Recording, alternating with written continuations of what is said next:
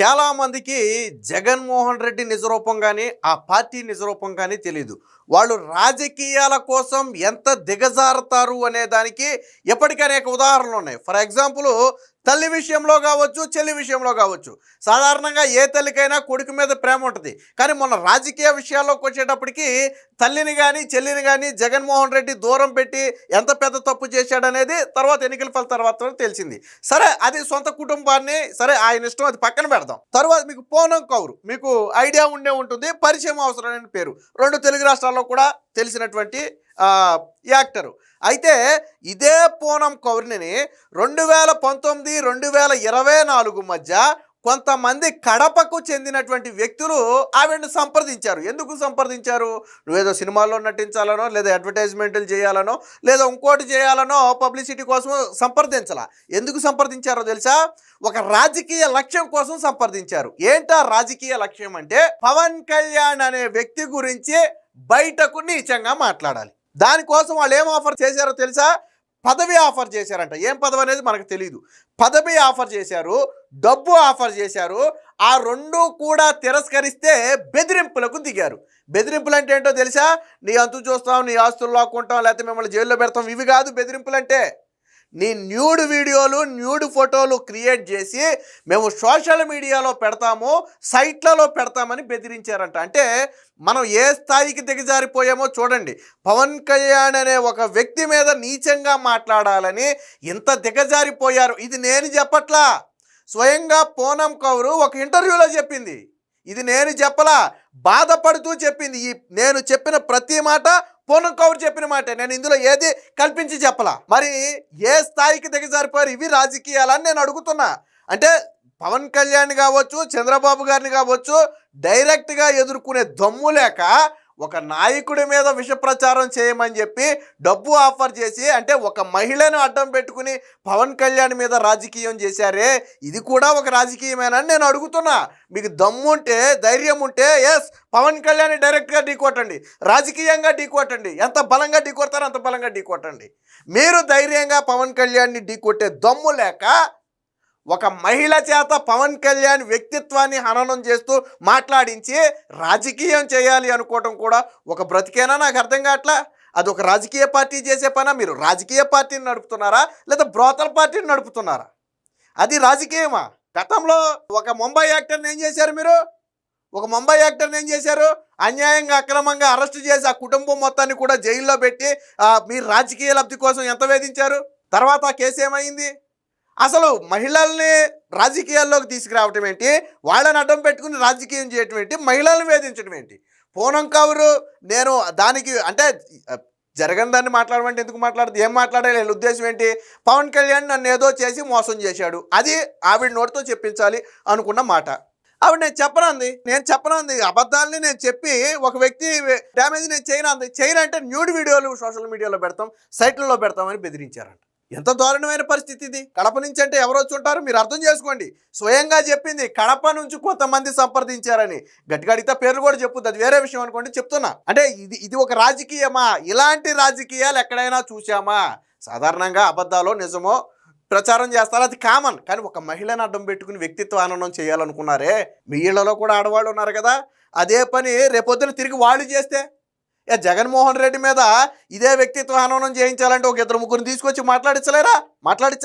అప్పుడు ఏం చేస్తారు? జగన్మోహన్ రెడ్డి తలకాయ ఎక్కడ పెట్టుకుంటాడు? అప్పుడు మీకైతే ఒకటి, ఎదుటి వ్యక్తికి అయితే ఒకటా? ఇది రాజకీయమా? ఇది స్వయంగా మాట్లాడింది మీరే అనండి. ఏం మాట్లాడిందో? Money offered, positions offered, threats given, and all 3 these things. I don't know, God help me resolve this, because this is something which I've never told anybody except for my family member. They said if I don't speak against the actor, my nude videos will be released in the market. విన్నారు కదా మీరు? విన్నారు కదా? ఒకసారి వినండి, last word ఒకసారి మీరు వినండి. Something which I've never told anybody except for my family member. వాళ్ళ ఫ్యామిలీ కూడా ఇప్పటి వరకు చెప్పలా. They said if I don't speak against the actor, my nude videos will be released in the market. విన్నారు కదా? అంటే కడప నుంచి కొంతమంది సంప్రదించారు, మనీ ఆఫర్ చేశారు, పొజిషన్ అంటే పదవులు ఆఫర్ చేశారు. ఆ 2 తిరస్కరిస్తే బెదిరించారు. ఆ బెదిరింపులను కూడా ఇగ్నోర్ చేసి తన పని తాను చేసుకుంటుంటే ఫైనల్గా థ్రెట్ వార్నింగ్ ఏమిచ్చారో తెలుసా? నీ న్యూడ్ వీడియోలు రిలీజ్ చేస్తామని చెప్పి ఒక థ్రెట్ను వార్నింగ్ ఇచ్చారు అంటే ఎవరికి అవసరం ఉంది, ఎవరి గురించి మాట్లాడాలని వాళ్ళు కోరారు. ఆవిడ యాక్టర్ పేరు అయితే చెప్పలేదు, ఓకే, బట్ అది బహిరంగ సత్యం. వాళ్ళు పవన్ కళ్యాణ్ వ్యక్తిత్వ హననాన్ని టార్గెట్ చేసుకున్నారు. ఎందుకంటే నేను ఇందాకే చెప్పా, ధైర్యంగా దమ్ముగా పవన్ కళ్యాణ్ ఎదుర్కొనే సత్తా జగన్మోహన్ రెడ్డికి లేదు. ఆడవాళ్ళను అడ్డం పెట్టుకుని రాజకీయం చేసే పార్టీ వైసీపీ పార్టీ. ఈ ఒక్క ఉదాహరణ చాలు. ఈవిడేమీ రాజకీయాల్లో లేదు, ఈవిడెవరూ ప్రలోభితం చేయలేదు, ఈవిడ అబద్ధాలు చెప్పాల్సిన అవసరం లేదు. సో అంటే ఏ స్థాయికి దిగజారిపోయారో చూడండి రాజకీయాల్లో. అంటే పవన్ కళ్యాణ్ అనే ఒక వ్యక్తిని టార్గెట్ చేయడానికి, అందుకేనేమో మేబీ జగన్మోహన్ రెడ్డి మాట్లాడిన ప్రతిసారి పెళ్ళాలు పెళ్ళిళ్ళు అని మాట్లాడేది. ఎందుకంటే ఆయన్ని వ్యక్తిత్వ హననం చేయటమే వాళ్ళ టార్గెట్. పవన్ కళ్యాణ్ని రాజకీయంగా ఎదుర్కోలేనప్పుడు ఏం చేయాలి? కుటుంబం మీదో, భార్యల మీదో, బిడ్డల మీదో నిందలయ్యాలి. అదే పని జగన్మోహన్ రెడ్డి చేశాడు గతంలో.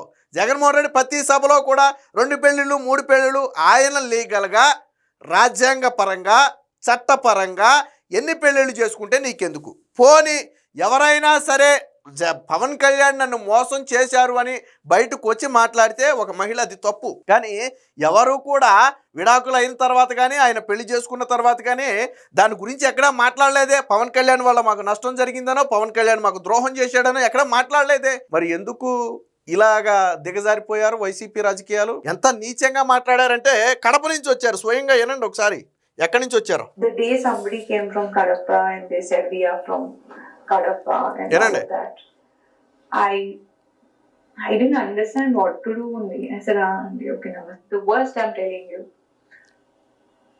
First, money offered, positions offered, threats given, warnings, and all these things. I don't know. God help me resolve this. Because this is something which I've never told anybody except for my family. ఇప్పటి వరకు మా family కూడా చెప్పలే నేను ఒక విషయం. They said if I don't speak against the actor, my nude videos will be released in the market.